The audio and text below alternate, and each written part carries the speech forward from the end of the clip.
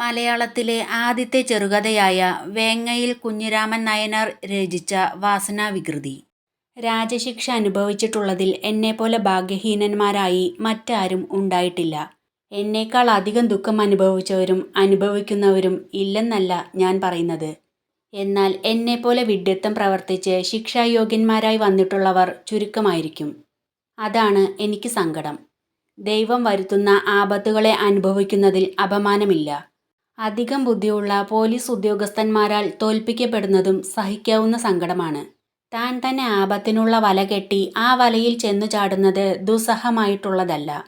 എന്നു മാത്രമല്ല, കുടുങ്ങുന്ന ഒരു കെണിയാണെന്ന് ബുദ്ധിമാന്മാരായ കുട്ടികൾക്ക് കൂടി അറിയാവുന്നതിനാൽ പിന്നെയുണ്ടാകുന്ന സങ്കടത്തിന് ഒരതിരും ഇല്ല. ഇതാണ് അവമാനം എന്ന് പറയുന്നത്. എൻ്റെ വീട് കൊച്ചി ശീമയിലാണ്. കാടരികിലുള്ള ഒരു സ്ഥലത്താണെന്ന് മാത്രമേ ഇവിടെ പറയാൻ വിചാരിക്കുന്നുള്ളൂ. ഒരു തറവാട്ടിൽ ഒരു താവഴിക്കാർ കറുത്തും വേറൊരു താവഴിക്കാർ വെളുത്തും കണ്ടിട്ടുള്ള അനുഭവം നിങ്ങൾക്കുണ്ടായിരിക്കണം. എൻ്റെ തറവാട്ടിലും ഇതുപോലെയാണ്. എന്നാൽ നിറഭേദമുള്ളത് ദേഹത്തിനല്ല, മര്യാദയ്ക്കാണ്. എല്ലാ കാലത്തും ഒരു വകക്കാര് മര്യാദക്കാരും മറ്റേ വകക്കാര് അമര്യാദക്കാരുമായിട്ടാണ്. ഈ വേർതിരിവ് ഇന്നും ഇന്നലെയും തുടങ്ങിയതല്ല, കാരണവന്മാരുടെ കാലത്തേ ഉള്ളതാണ്. അമര്യാദ താവഴിയിലാണ് എൻ്റെ ജനനം. ഇക്കണ്ടക്കുറുപ്പ്, രാമൻ നായർ എന്നിങ്ങനെ 2 ദിവ്യപുരുഷന്മാരെ നിങ്ങളിൽ ചിലരെങ്കിലും കേട്ടിരിക്കാതിരിക്കില്ല. അവരിൽ ആദ്യം പറഞ്ഞ മനുഷ്യൻ എൻ്റെ 4ാം അച്ഛനാണ്. 4 തലമുറ മുമ്പിലത്തെ ഒരു അമ്മാവനുമാണ്. അദ്ദേഹത്തിൻ്റെ ഓർമ്മയ്ക്ക് തന്നെയാകുന്നു ആ പേര് എനിക്കിട്ടിട്ടുള്ളതും.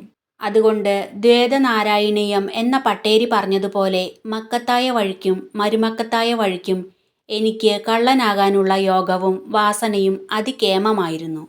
എൻ്റെ പാരമ്പര്യ മാഹാത്മ്യത്തെ എല്ലാവരും പൂർണ്ണമായി അറിയാൻ വേണ്ടി 4ാം അച്ഛനായ ഇക്കണ്ടക്കുറുപ്പിൻ്റെ മുത്തച്ഛനായിരുന്നു ഇട്ടി നാരായണൻ നമ്പൂതിരി എന്നുകൂടി ഇവിടെ പറയേണ്ടതായി വന്നിരിക്കുന്നു. ഇട്ടിയാറാണൻ്റെ കഥ കേൾക്കാത്ത വിഡ്ഢിയുണ്ടെങ്കിൽ അവനായിട്ട് ഇത് ഞാനിവിടെ എഴുതുന്നില്ല. ബാല്യത്തിൽ തന്നെ എന്നെ ആ മര്യാദ താവഴിയിൽ നിന്ന് വേർപെടുത്താൻ വീട്ടിലുള്ളവരിൽ ചിലർ ഉത്സാഹിച്ചു. സാധിച്ചില്ലെങ്കിൽ അവരുടെ പ്രയത്നക്കുറവല്ലെന്ന് ഞാൻ സത്യം ചെയ്ത് കൈപ്പീതു കൊടുക്കാം. എൻ്റെ വാസനാഫലം എന്നു മാത്രമേ പറയാനുള്ളൂ. വിദ്യാഭ്യാസ വിഷയത്തിൽ ഞാൻ വലിയ മടിയനായിരുന്നു എന്ന് ഒരിക്കലും പറഞ്ഞുകൂടാ. എൻ്റെ സഹപാഠികളിൽ അധികം പേരും എന്നേക്കാൾ ബുദ്ധി കുറഞ്ഞവരായിരുന്നു എന്നുള്ളതിലേക്ക് ഞങ്ങളുടെ ഗുരുനാഥൻ തന്നെയാണ് സാക്ഷി. 10 കൊല്ലം കൊണ്ട് 30 സർഗം കാവ്യവും പഠിച്ച് ഗണാഷ്ടക വിൽപ്പത്തി മാത്രമായി അവശേഷിക്കുന്ന ഗംഭീരന്മാർ മലയാളത്തിൽ പലയിടത്തും ഉണ്ട്. ഞാൻ 5-8 സർഗം കാവ്യം പഠിച്ചിട്ടുണ്ട്. വിൽപ്പന്നനായിരുന്നു എന്ന് മേനി പറയത്തക്ക അറിവ് എനിക്കുണ്ടായില്ല. എങ്കിലും വ്യാഖ്യാനമുണ്ടെങ്കിൽ മറ്റു സഹായം കൂടാതെ ഒരുവിധ ഭാവം മനസ്സിലാകത്തക്ക വിൽപ്പത്തി എനിക്കുണ്ടായി. ഇത് സമ്പാദിച്ചപ്പോഴേക്കും 2 വഴിക്കും കൂടി കിട്ടിയിട്ടുള്ള വാസന കൊണ്ട് ഇതിലൊന്നും എനിക്ക് മോഹമില്ലാതെ തീർന്നു. കാടരികിൽ വീടായതുകൊണ്ട് ഇടയ്ക്കിടയ്ക്ക് കാട്ടിൽ പോകാനും പല മൃഗങ്ങളുമായി നേരിടാനും സംഗതി വന്നതിൽ ബാല്യം മുതൽക്ക് തന്നെ പേടി എന്ന ശബ്ദത്തിന് എന്നെ സംബന്ധിച്ചിടത്തോളം അർത്ഥമില്ലാതെ വശായി. വായിക്കുന്ന കാലത്ത് തന്നെ കോണം കക്കാറും പ്രഹരം അശേഷം മാറി.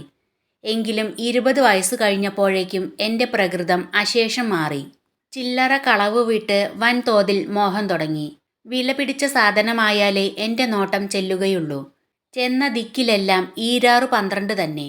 ഇങ്ങനെ വളരെ ദ്രവ്യം സമ്പാദിച്ചു.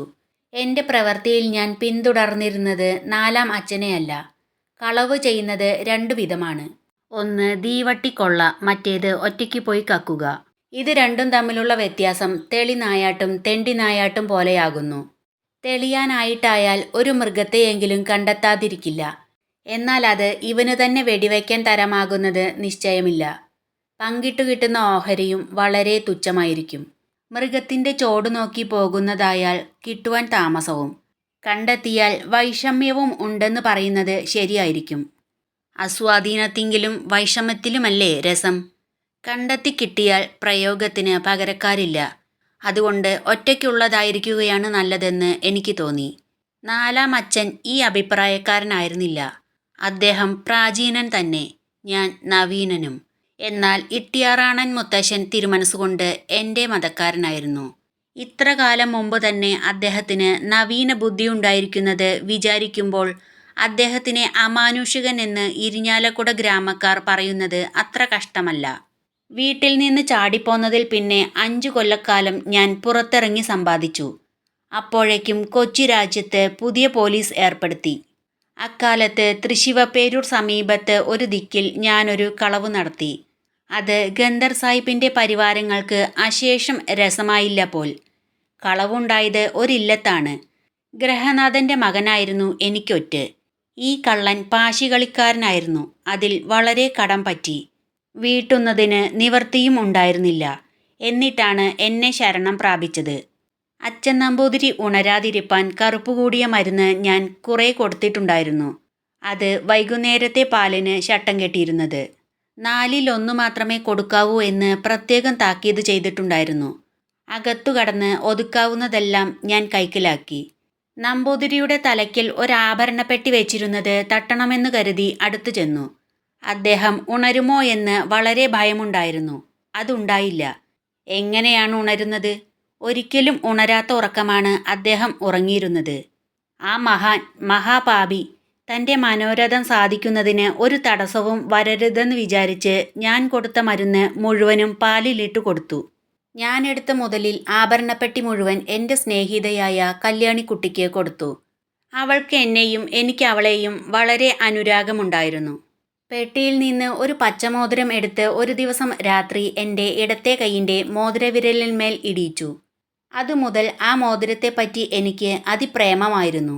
കുറച്ച് ഊരാഞ്ചാടിയായിരുന്നാലും ഞാൻ കയ്യിൽ നിന്ന് ഊരാറില്ല. നമ്പൂതിരിയുടെ ഇല്ലത്തെ കളവ് കഴിഞ്ഞതിൽ വെച്ച് എൻ്റെ മേൽ പോലീസുകാർക്ക് സംശയം തോന്നി. ഉടനെ കൊടുങ്ങല്ലൂർ തലയ്ക്കെട്ടും കളവ് പോയി. അടുത്ത കാലത്തിനുള്ളിൽ വേറെ 2-3 കളവുകളും നടന്നു. പോലീസുകാരുടെ അന്വേഷണം കൊണ്ടുപിടിച്ചു. എല്ലാം കൂടി എനിക്കവിടെ ഇരിപ്പാൻ തരമില്ലെന്ന് തോന്നി. കുറച്ച് ദിവസത്തേക്ക് ഒഴിഞ്ഞു നിൽക്കണമെന്ന് നിശ്ചയിച്ച് മദിരാശിക്ക് പുറപ്പെട്ടു. അവിടെ ചെന്നാൽ യാതൊരു വിദ്യയും എടുക്കണമെന്നുണ്ടായിരുന്നില്ല. എൻ്റെ ഒരു കോടതി പൂട്ടൽ പോലെ വിചാരിച്ചാണ് ഞാൻ പുറപ്പെട്ടത്. കോടതി പൂട്ടിയാൽ ഉദ്യോഗസ്ഥന്മാർക്ക് സൗഖ്യവും സൗന്ദര്യവും തെണ്ടി സഞ്ചരിക്കലല്ലേ തൊഴിൽ. അതുപോലെ ഞാനും ചെയ്യാൻ നിശ്ചയിച്ചു. മദിരാശിയിൽ നിന്ന് 1 മാസത്തോളം കാഴ്ച കണ്ടു നിന്നു. ഒരു ദിവസം ഗുജിലിത്തെരുവിൽ ചെന്നപ്പോൾ അതിസൗഭാഗ്യവതിയായ തേവിടിശി സാമാനം വാങ്ങുവാൻ വന്നിരിക്കുന്നു. അപ്പോൾ ആ പീടികയിൽ കുറച്ച് ജനത്തിരക്കും ഉണ്ടായി. അതിനിടയിൽ ഒരു വിഡ്ഢൻ പകുതി വായും തുറന്ന് കറപറ്റിയ കോന്ത്രമ്പല്ലും പുറത്തു കാട്ടി ആ തേവിടിശിയുടെ മുഖം നോക്കി നിന്നിരുന്നു. ഈ മന്നൻ്റെ നില കണ്ടപ്പോൾ ഇവനെ ഒന്ന് പറ്റിക്കാതെ കഴിയില്ലെന്ന് നിശ്ചയിച്ചു. വേണ്ടാസനത്തിനു പുറപ്പെടേണ്ട എന്ന് വിചാരിച്ചിരുന്ന നിശ്ചയം തൽക്കാലം മറന്നുപോയി. ഉടനെ ഞാനും ആ ജനക്കൂട്ടത്തിലേക്ക് നടന്നു ചെന്നു. അവൻ്റെ പോക്കറ്റിൽ എൻ്റെ ഇടത്തെ കൈയിട്ടു. ഈ ജാതി കളവിൽ സാമർഥ്യമുണ്ടെങ്കിൽ അർജുനൻ്റെ സവ്യസാചിത്വവും അഭ്യസിച്ചിരിക്കണം. 2 കൈകൊണ്ടും ഒരുപോലെ പ്രയോഗിപ്പാൻ സാമർഥ്യം ഇല്ലാഞ്ഞാൽ പല തരങ്ങളും തെറ്റിപ്പോകാൻ ഇടയുണ്ട്. പോക്കറ്റിൽ നിന്ന് നോട്ട് പുസ്തകം എടുത്ത് ഞാൻ വലത്തോട്ട് മാറി മടങ്ങിപ്പോരുകയും ചെയ്തു. ഭക്ഷണം കഴിച്ച് രാത്രിയിൽ കിടന്നുറങ്ങുമ്പോൾ കല്യാണിക്കുട്ടിയെ സ്വപ്നം കണ്ട് ഞെട്ടിയുണർന്നു. ഏകസംബന്ധി ജിജ്ഞാനമ പരസംബന്ധി സ്മാരകമെന്ന ന്യായേന മോതിരത്തെപ്പറ്റി ഓർമ്മ വന്നു. തപ്പി നോക്കിയപ്പോൾ കയ്യിന്മേൽ കണ്ടില്ല. എനിക്ക് വളരെ വ്യസനമായി. എവിടെ പോയിരിക്കാമെന്ന് വളരെ ആലോചിച്ചു. പിറ്റേന്നാൾ കാലത്തെ എഴുന്നേറ്റ് തലേ ദിവസം നടന്ന വഴികളും ഭവനങ്ങളും പരിശോധിച്ചു. പലരോടും ചോദിക്കുകയും ചെയ്തു. പോലീസ് സ്റ്റേഷനിൽ ചെന്ന് അറിവ് കൊടുത്തു. വല്ല വിധേനയും അവരുടെ കൈവശത്തിൽ വരുവാൻ സംഗതിയുണ്ടെന്ന് കരുതിയാണ് ആ കഥയില്ലായ്മ പ്രവർത്തിച്ചത്. അന്ന് ഉച്ചതിരിഞ്ഞ സമയത്ത് ഒരു കോൺസ്റ്റബിൾ ഞാൻ താമസിക്കുന്നിടത്ത് വന്നു. അയാളെ കണ്ടപ്പോൾ എൻ്റെ മോതിരം കിട്ടിയെന്ന് എനിക്ക് തോന്നി. മടക്കിത്തരാനുള്ള മടി കണ്ടപ്പോൾ വല്ല സമ്മാനവും കിട്ടണമെന്നാണെന്ന് വിചാരിച്ചു ഞാൻ 5 റുപ്പിക കയ്യിലെടുത്തു.